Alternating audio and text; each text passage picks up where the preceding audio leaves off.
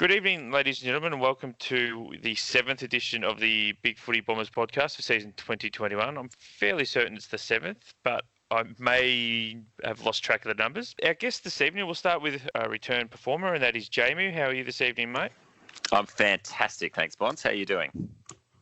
I can't complain on this lovely long weekend Monday. It's been a lovely long weekend for me, and we are tonight joined by, I think I described him last time as your offsider or maybe your apprentice, and that is Dero. How are you, mate? I'm fantastic, thanks.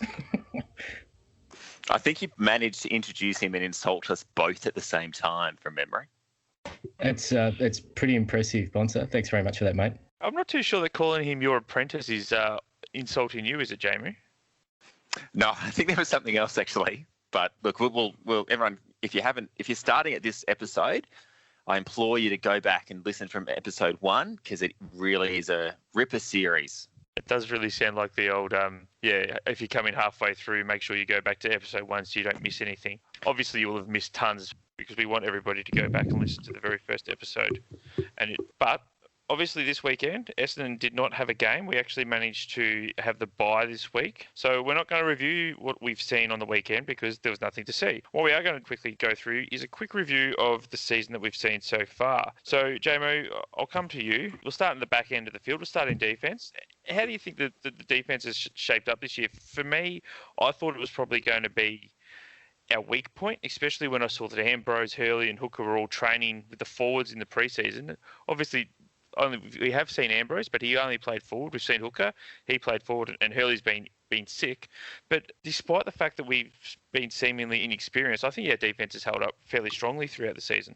Oh, look, I agree. I think it's been amazing. I consider that we lost, Sard, Hooker's going forward, who's been fantastic. Hurley's been out.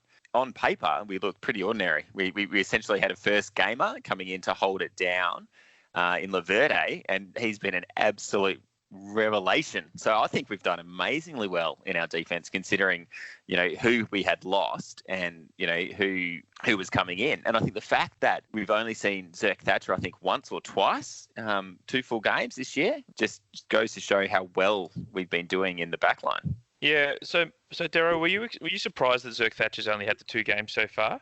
I am actually. Although when you look at it and you look at the fact that we've moved Hooker forward and the other big fella's been out injured a bit and Hurley has been out injured. Yeah, we've done pretty well. I think Laverde has done pretty well. Or Laverde, I don't know how do you say it? Is it Laverde or Laverde? Look, I was born in Adelaide, so I'd say Laverde.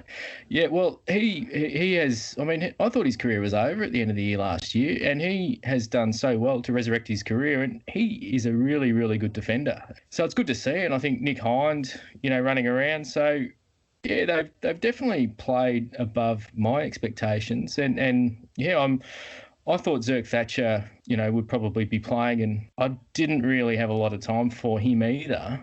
But, it's good. It's good that we're managing to keep him out, I think. I think I'm on record of not rating Nick Hind at the start of the season. And the fact that he's come in and pretty much a like-for-like replacement for Sard blows my mind. I think it's been an amazing pickup.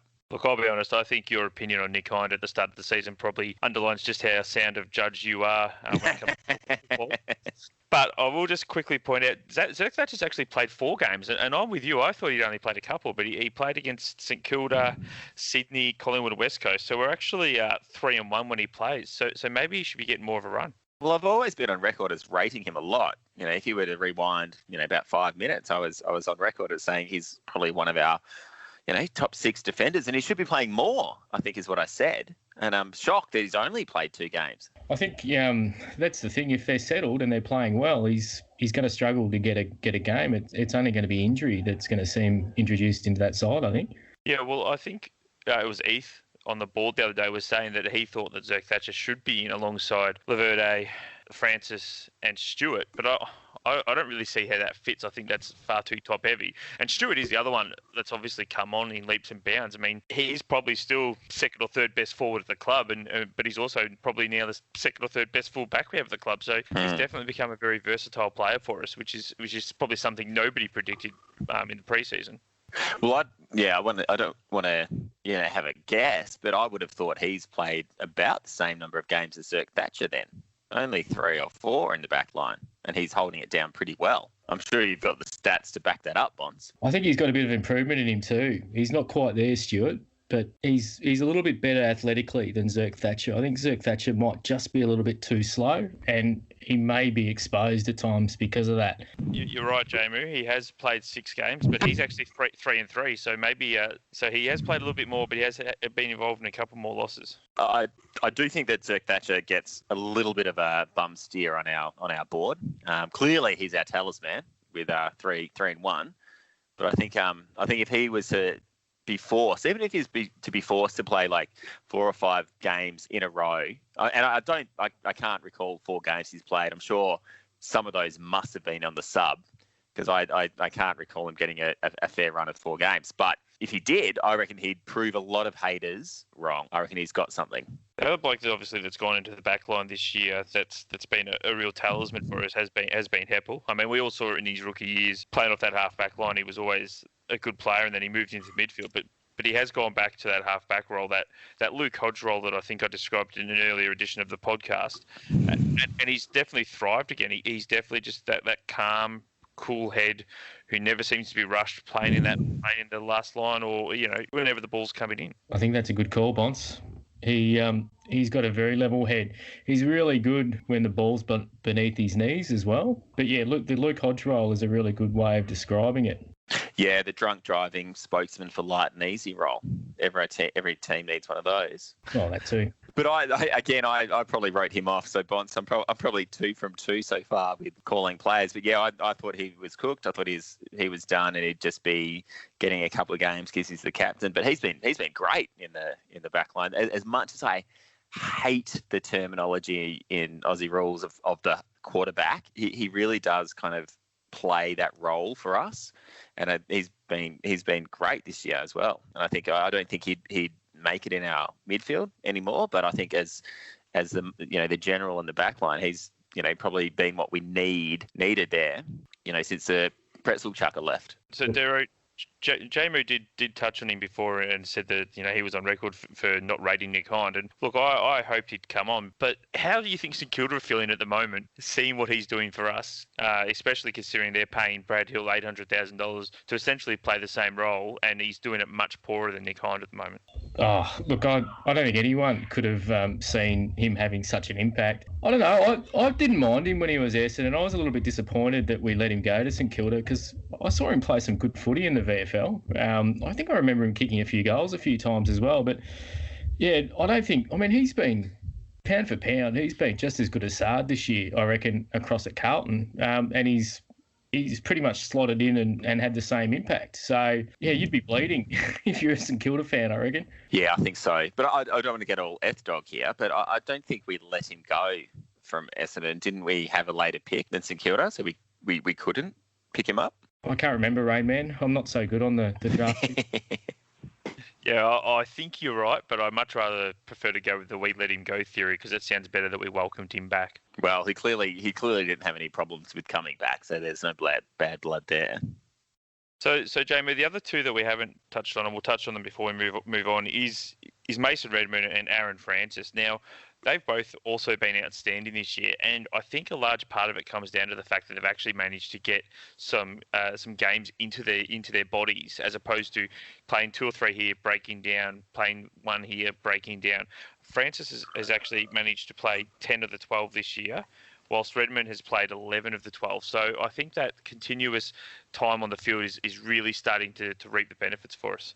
Yeah, absolutely. And I think the fact that they're playing together, specifically those 2 that you've mentioned, but also the whole back line. But yeah, I think Francis has never reached his potential, let's say, until probably the last couple of years. I think last year was a bit of a write-off, but he always had glimpses. But this year he's also got like a little bit of campaigner about him, and he is like pushing and shoving and talking back to the umpires, not in a bad way, Bonds. I know, you're an umpire fan, as we all are, but I just think he's got like a little bit of a sense that he knows he belongs and he's not going to take from people anymore, which I think was lacking. He was I don't going to say precious, but he was just a little bit probably unsure of his spot in the team potentially, and his belonging in the AFL as well. And I think he's got that now.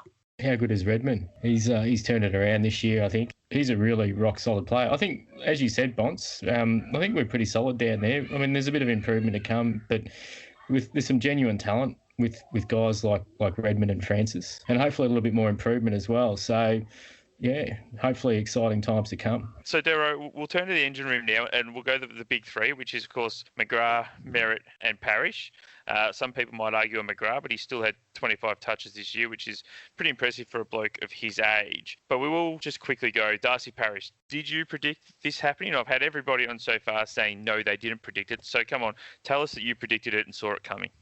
Yeah, absolutely, 100%. No, look, I always thought he had talent, and I've always rated him, but not to, he's playing elite level footy at the moment. I mean, I don't know, you know how they have a hummingbird and you have to slow down the film so that you can see how fast the wings are flapping on it? I reckon you'd have to do that to see how fast his arms are moving when he's handballing it. His hands are that quick.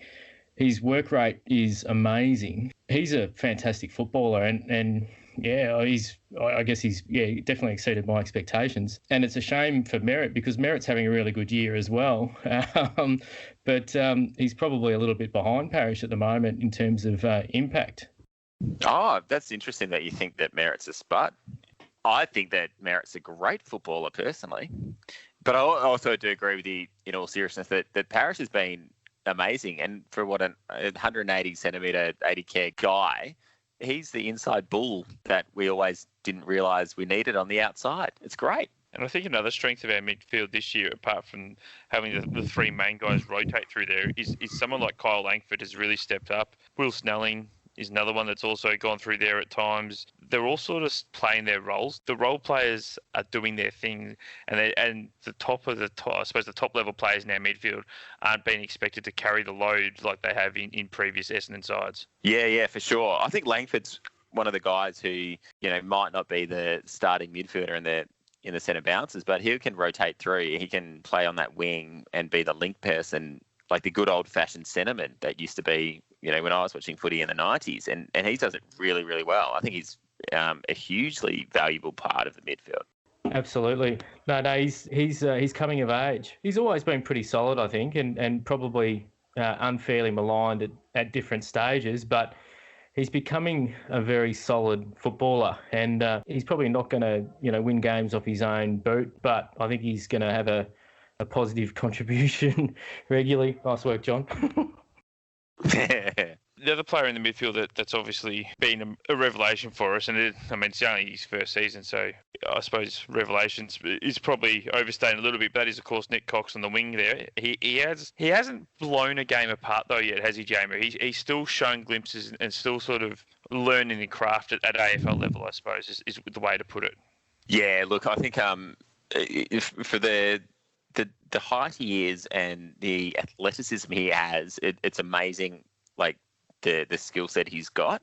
But you're right. He hasn't blown something apart just yet. And when he does, and when he does it a couple of times in a row, it will be a awesome sight to watch. And I don't think it's far away. I think he showed last week that like a true full-on breakout performance is just around the corner. But what I really love about him, and Perkins has got it too, but Nick Cox, he just does not care that he's only in his first year of AFL footy. It's ridiculous. Like it's not arrogance. It's just confidence that he has to be able to do the things he does, and play amongst men as though he belongs. It's great. It's really, really cool to watch. Archie Perkins is obviously the other one that's run through there, and it took him until round 3 to get him into the game. Dero, do you think maybe that was one of Truck's only few mistakes this year? Is waiting until round 3 to debut Perkins? Well, I don't know. You need to push someone out to fit them in. I think Shield was still on the side at that point. Parrish may have even been playing on the flank. I can't remember. But maybe even. I'm just trying to think of why he was out. But you can't throw them all in at the start, can you? Really, you can't have too many inexperienced players, and I don't think you'd expect to have them all playing from round 1, would you? At the start of the year, and look, it'd be great if they're playing well enough to do it. But I'm not surprised, mate, to be honest, that it was a few weeks, but happy with what he's been able to do once he came in. Yeah, look, I think when you've got Harrison Jones in the mix as well, you can't really fault Rutten for playing the young draftees. I think he's done amazingly well. It's probably not the episode to talk about the coaching, but I think they've done extraordinarily well in being able to back the kids and integrate all the draft picks into the team. Yeah, I was being a little facetious in saying that it was Rutten's mistake to not play him so early in the season. And you're right, Shield and Caldwell were both playing. It was the Port Adelaide game, round 2, where they both went down. And I suppose the fact that our midfield has managed to survive without Shield and Caldwell is something we can take pride in. It will be interesting to see how it goes without McGrath thrown in there. I mean, I think we get Smith back, but he's definitely not McGrath. So hopefully Langford maybe gets a bit more time in the middle. They may be tempted to throw Heppel back in there, but I'd much rather keep him down back and not upset that mix. Yeah, that's a good call. I agree. I think if Langford can do a bit more in the middle, if maybe Stringer has to do a bit more heavy lifting as well, and we've got a few more that can rotate through. But I agree.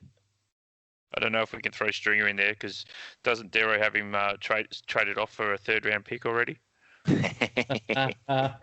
Hey, we could probably see if Josh Green's available in the mid-season draft.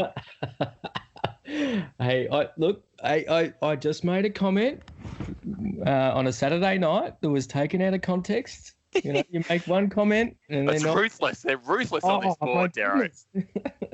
I mean, I'd had about 12 cans, I reckon, by that point. No. And Devon Smith's coming back soon. Apparently, we can get a couple of games out of him, and then we can draft him off. I'm sure we could get a second rounder for him. Well, we could probably get rid of Shield too now that Parrish is kicking on, couldn't we? Oh yeah, there's quite a few suggesting that we should be doing that exact thing, and I think they forget that depth is a wonderful thing at AFL level. Oh no, Dylan Shield, trade low, trade high is my motto.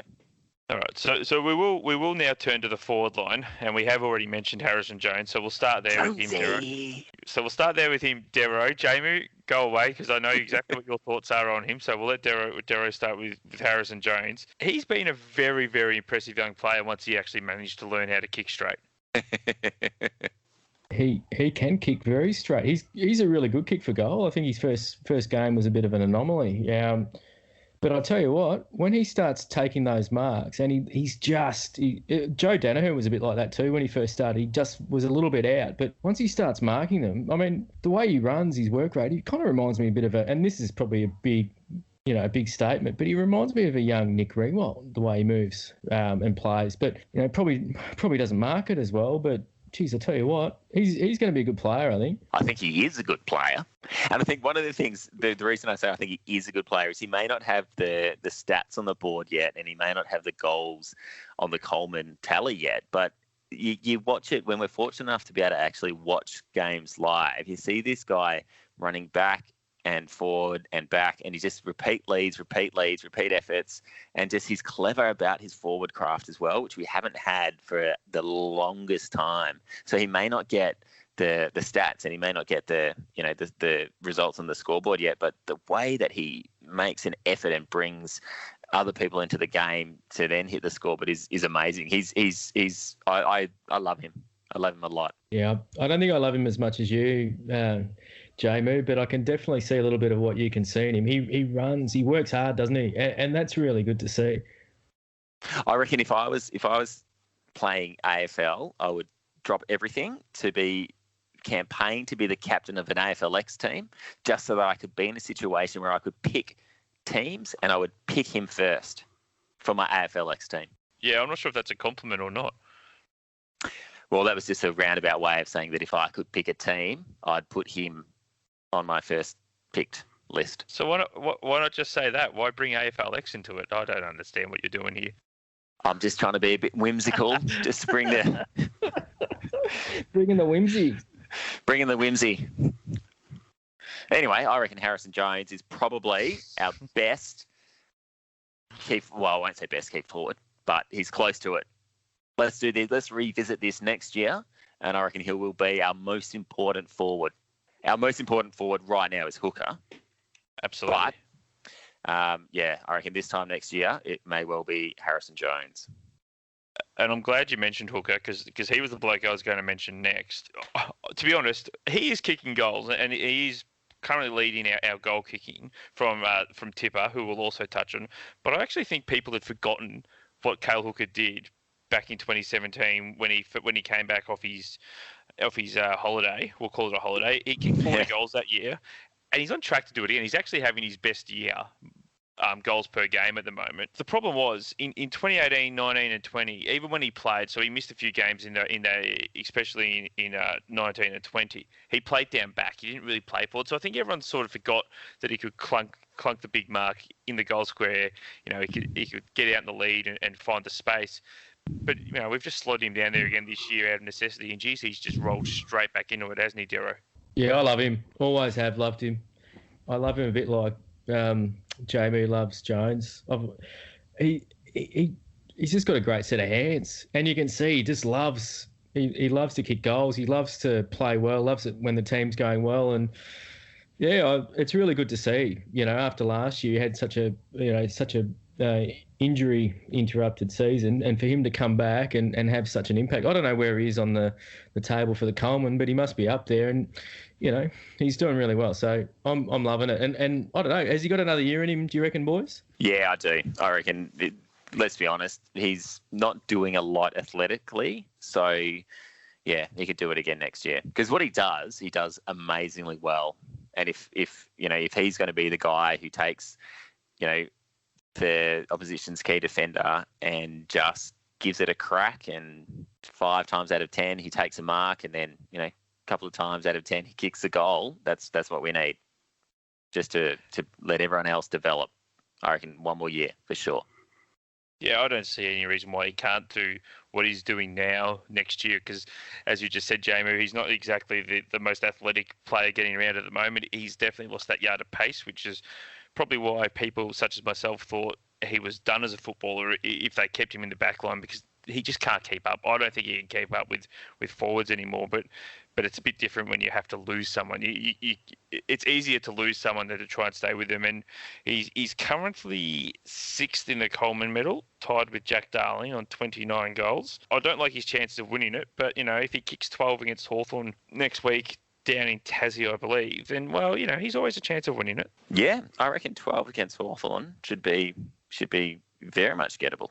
So the other player, obviously, that's done exceptionally well for us in the forward line this year has been Anthony McDonald-Tipungwuti. Now, I'll put my hand up and say Anzac Day, I gave him an absolute spray for his first efforts against Quaynor in that game. The effort he put in chasing Quaynor in about the first 2 minutes of the game was rather poor, and I think if Loons is listening to this, he'll agree with me, because I think he said the same thing to me at the exact same time. But since then, he has just been unbelievable. I mean, he was already having a good year, but seems to have gone to the next level after the Anzac Day game, and he's definitely, for me, having a career best season. Spot on. He just does things that other people can't do, and I think you're right. I think he was a little bit average at the start of that game against Collingwood, but a lot of that pressure in our forward 50 is down to him. We don't really have a lot of players that can do that. So he does both. He does what he needs to do offensively. He punches above his weight defensively as well. We could do with another little forward like him, I think.